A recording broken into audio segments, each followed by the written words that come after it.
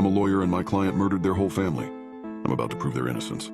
I knew for a fact he was guilty. Since becoming a lawyer, I've seen a lot of disturbing cases throughout my career, but Jacob Cooper takes the cake. When I was assigned his case as a public defender, I actually thought it was some kind of petty joke by my boss. All the evidence proved without a shadow of doubt that Jacob murdered his whole family. The security footage from his closed-circuit network showed everything happening in excruciating detail.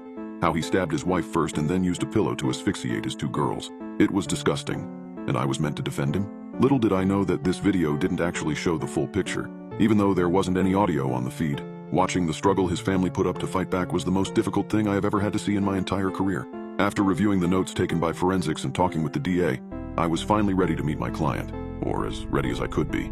The man in the waiting room painted a different picture than the one I had just seen on screen. He was trembling, his eyes darting suspiciously around the room. He was afraid. I didn't realize he actually had the ability to feel emotion after what I just witnessed on the videos. "Mr. Cooperl, I'm your attorney, Leo Ross," I said.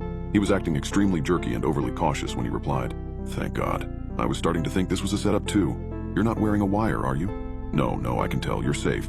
"Good. Maybe there's still time." "Slow down there, one thing at a time. Just what exactly are you talking about?" "I'm talking about my life, Mr. Ross. The state wants to lock me away for good, but if I do that, oh God, what will happen to them?" "You're not making any sense." "What will happen to who?" "My family. Dear God, I have to find them and save them." I must have stared at him for a good long minute before I finally answered back. "Mr. Cooper, your family is dead." No.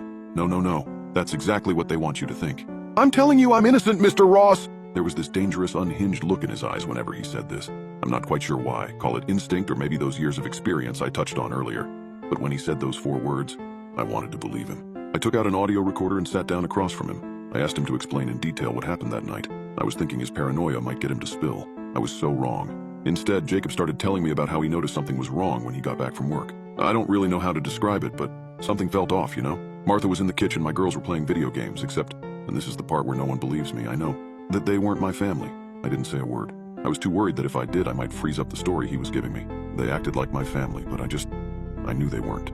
Martha wasn't surprised about me coming home early. The girls didn't want to go to the park. They all just constantly had these blank expressions on their faces. I can't even describe it. "Stay on point, Mr. Cooper. What happened next?" He was getting more nervous with each second. I was afraid he might clamp up. "I went to go tuck the girls in and read them a story. They said they loved me when it was over, but I swear they were watching me when I left the room."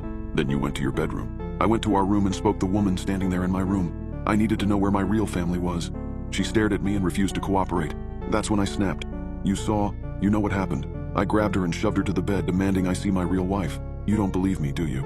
I must admit that is quite a fantastical series of events. But if you want my support, if what you are saying is true, then I need some sort of evidence." My client looked desperate to provide me with some means of believing his insane conspiracy, and then a look of realization